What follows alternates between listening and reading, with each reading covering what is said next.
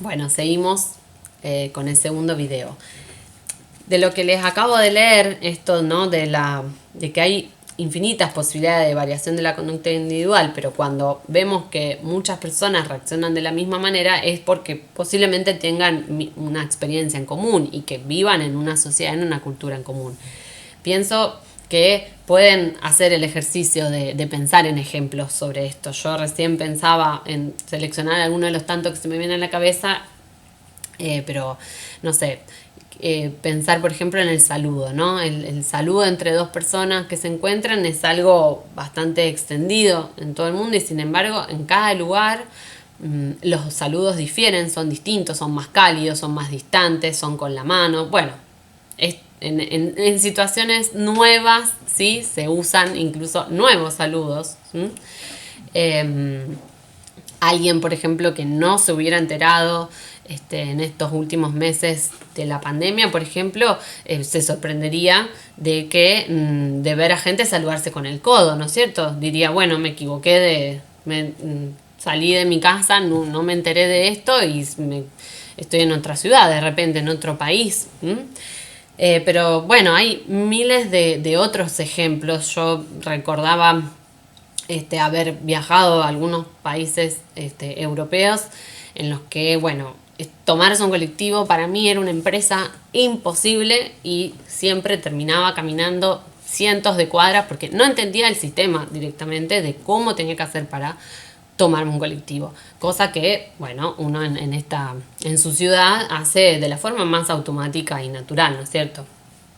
Siempre que encontremos un kiosco que nos cargue la tarjeta. Pero más allá de esas diferencias, ¿no? Que se refieren a esta experiencia en común que tenemos, también dice, bueno, hay características que son comunes a a todos los seres humanos. Esto que decía al principio, ¿no? Experiencias comunes y aptitudes comunes a toda la humanidad.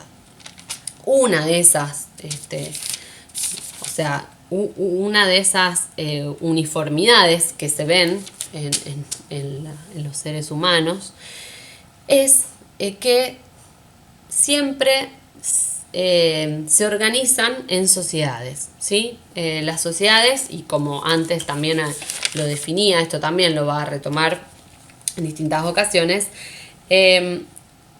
son unidades funcionales para los seres humanos en la lucha por la existencia, ¿no es cierto? Entonces, a lo largo de los miles de años transcurridos del Homo sapiens, esta característica sí se da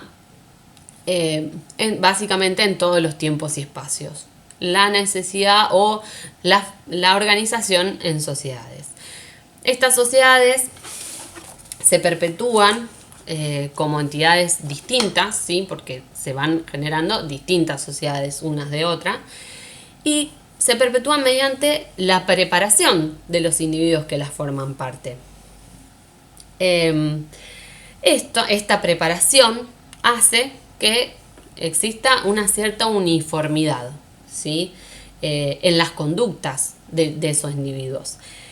Esa uniformidad es lo que se puede reconocer como pautas culturales, ¿sí? Sin esas pautas o patrones culturales, ninguna sociedad funcionaría, dice Linton. El patrón cultural también lo define como un consenso de conducta, de cómo comportarse, y a la vez define a la cultura como un agregado, es decir, un conjunto de un agregado organizado de patrones, ¿sí? Vemos la íntima relación que hay entre cultura, patrones y conducta, ¿no es cierto?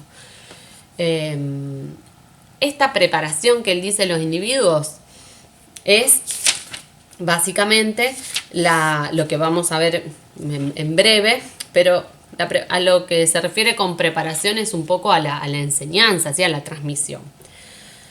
En la página 35 les quería leer.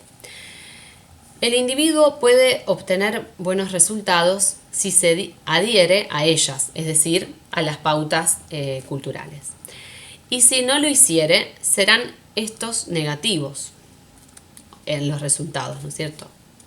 El viejo proverbio de a la tierra que fueres, haz lo que vieres, está basado en una sensata observación, ya que en toda sociedad las cosas están organizadas en función de las pautas culturales de la localidad y no conviene apartarse de ellas. Sin embargo, por más preparado, ¿sí?, que esté un individuo, nunca deja de ser, dice, un organismo distinto, con sus necesidades y capacitado para pensar, sentir y actuar con independencia. Bueno, si les suena conocido, ¿no?, el sentir, pensar y actuar no es ninguna casualidad.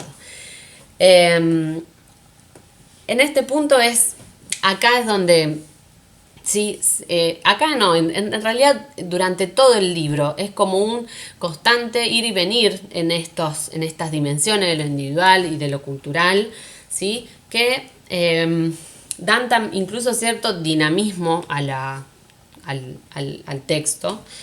Es decir, viene de decir, ¿no?, cómo se implantan y cómo se perpetúan la sociedad a partir del establecimiento de esta uniformidad de conductas y de pautas culturales, para luego decir que, bueno, que los individuos, por más preparados y por más influenciados que estén por esas pautas, siempre van a tener ese papel, ¿sí?, de pensar, sentir y actuar con independencia. Entonces, los individuos como cumpliendo un doble papel, ¿sí?, un papel que perpetúa, ¿sí?, la sociedad, pero por el otro lado la puede alterar, ¿sí?, cuando estas conductas esperables no se adaptan a la situación que se presenta, ¿sí? Y dice, las sociedades viven en un mundo en constante cambio.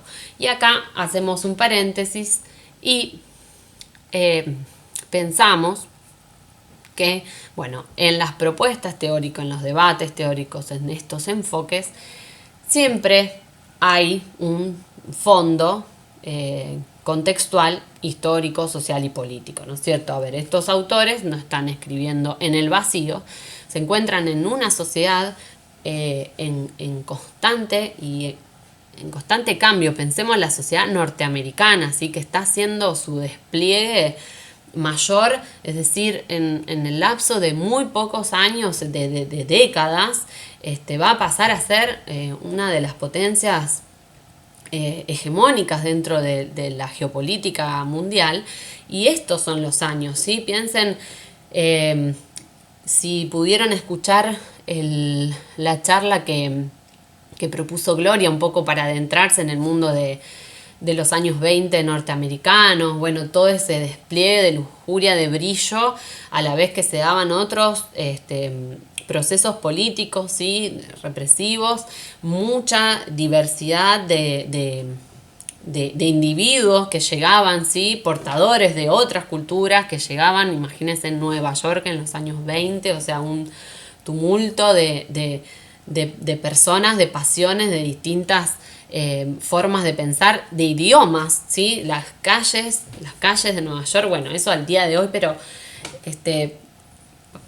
escuchando quizás 5 o 6 idiomas en el mismo momento, ¿sí? Luego en los 30, el crack de los 30, todo lo que eso supone, la Segunda Guerra, y al término de la Segunda Guerra, bueno, una reconfiguración mundial, ¿sí?, de la política, de la geopolítica en todo el globo, ¿sí? Ya hacia ese momento ya han habido cambios muy grandes que han hecho que ninguna parte del planeta Tierra esté exenta del desarrollo capitalista, de alguna u otra manera, ¿sí?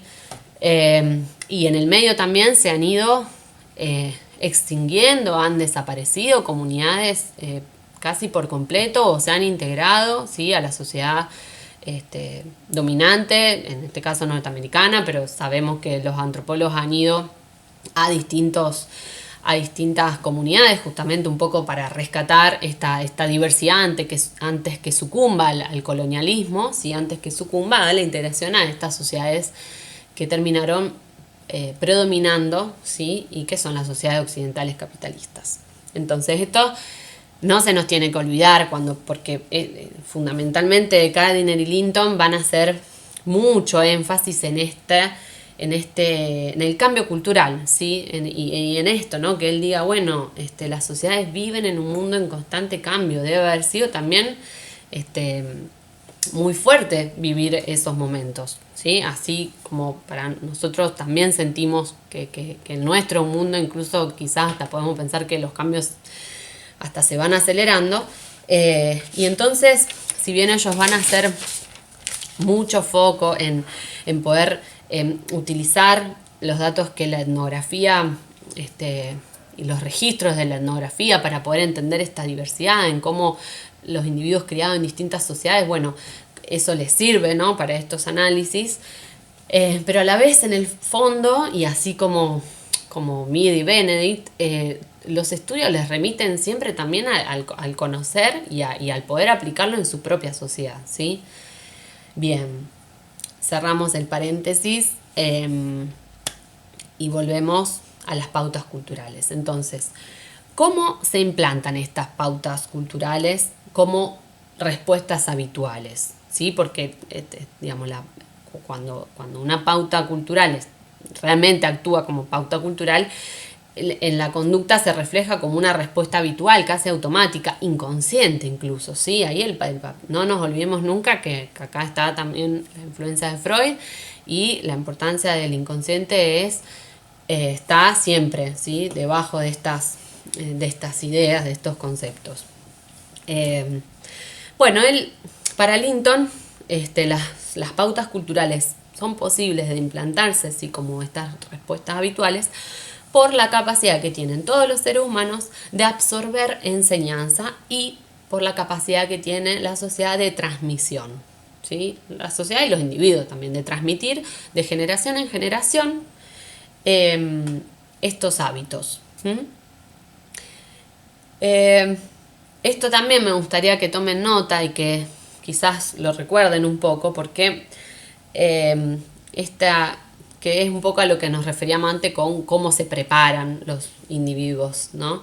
De estas sociedades, ¿sí? A partir de la instrucción y de la imitación, que para Linton son como los dos procesos más importantes en la enseñanza,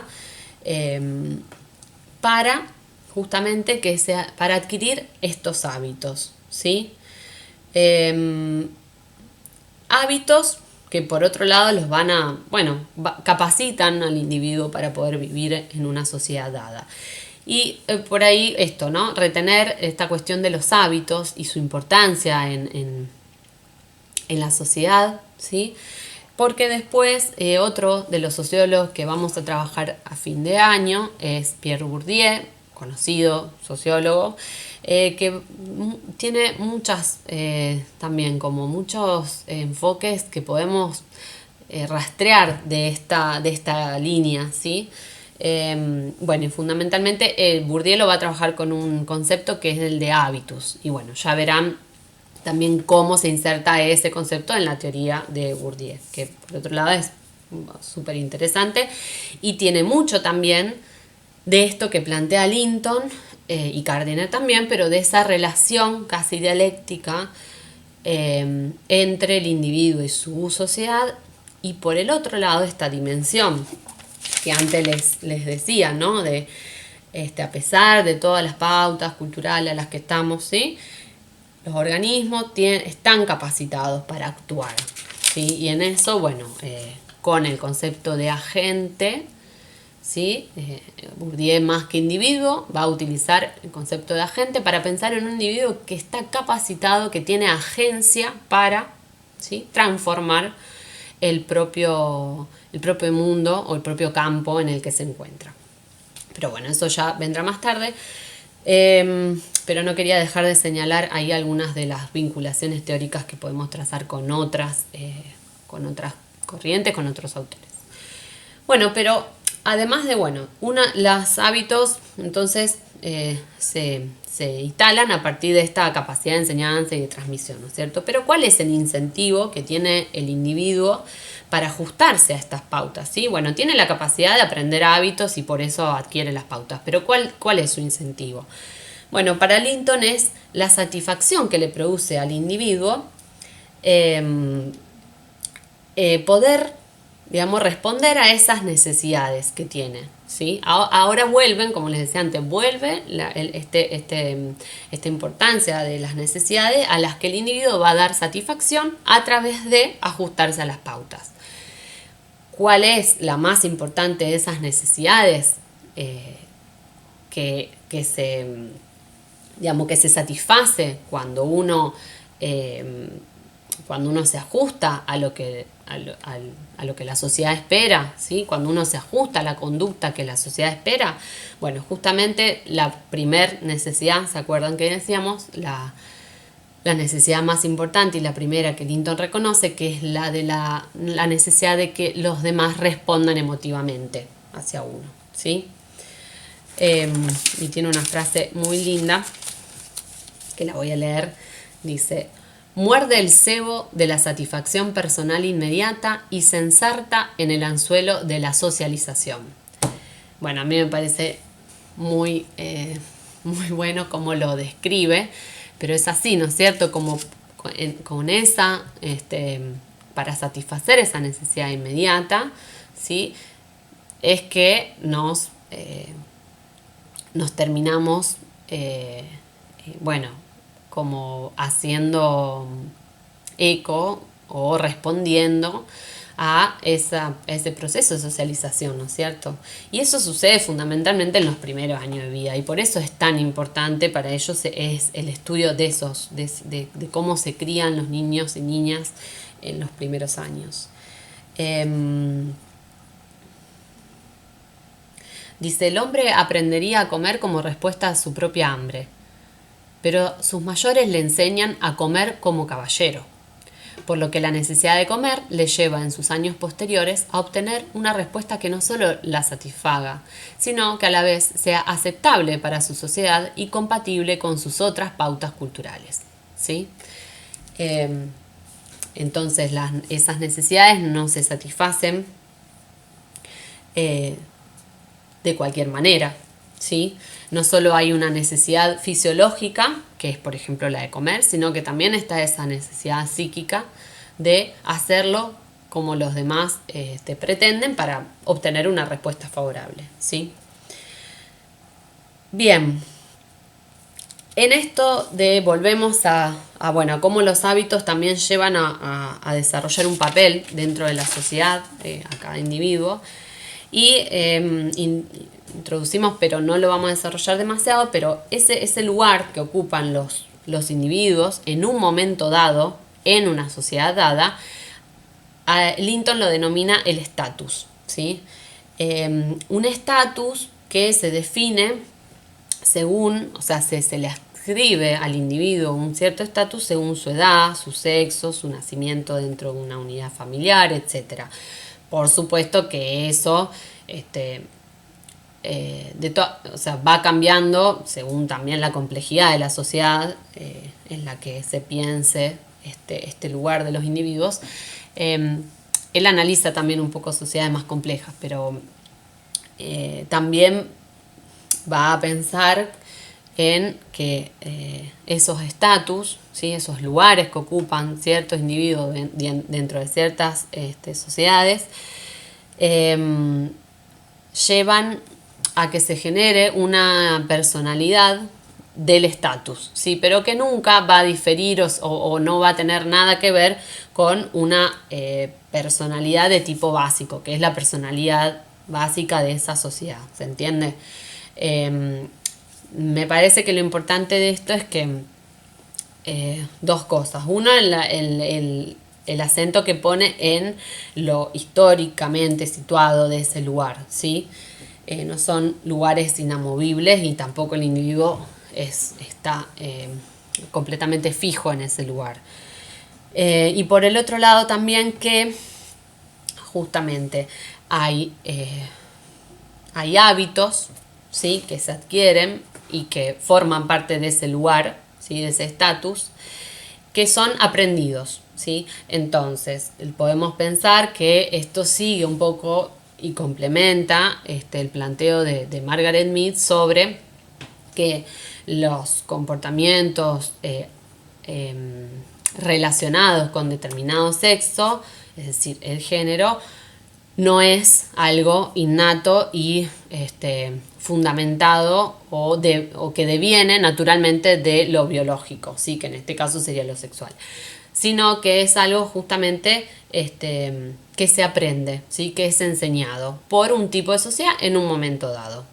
Entonces, esto también me parece importante remarcarlo para, bueno, ver las cuestiones que tienen en común estos discípulos de Boas y que, bueno, son planteamientos en ese momento bastante importantes, ¿sí? La personalidad, como para ajustar un poquito los términos, la personalidad para Linton es la totalidad de los hábitos organizados del individuo, ¿sí? Esto siempre aparece esta palabrita de organización. Bueno, eso también deviene un poquito de su raigambre o de su, bueno, enfoque funcionalista, ¿no es cierto? Como que es todo, es como una idea más del sistema, ¿sí? Están los hábitos, están organizados, no están al azar, ¿no es cierto? Están organizados según cómo los organiza de acuerdo a su funcionalidad esa sociedad, ¿sí? Para responder a, bueno, sus necesidades para sobrevivir, perpetuarse, etc. Y por el otro lado, la personalidad también la define como constituida por un núcleo organizado, de nuevo, que es relativamente persistente.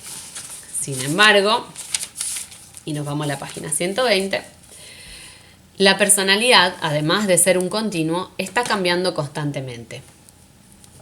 Durante la vida del individuo jamás termina el proceso de la creación e integración de las nuevas respuestas y de extinción de las antiguas. Sin esa flexibilidad, sería imposible sobrevivir en un mundo en que no solo el medio ambiente externo, sino también las propias potencialidades encuéntranse en un constante fluir. Bueno, y otra vez, ¿no? Esta idea del constante cambio. Bien, voy a dejar acá y voy a hacer un tercer video para terminar con Gardiner, que probablemente sea más corto.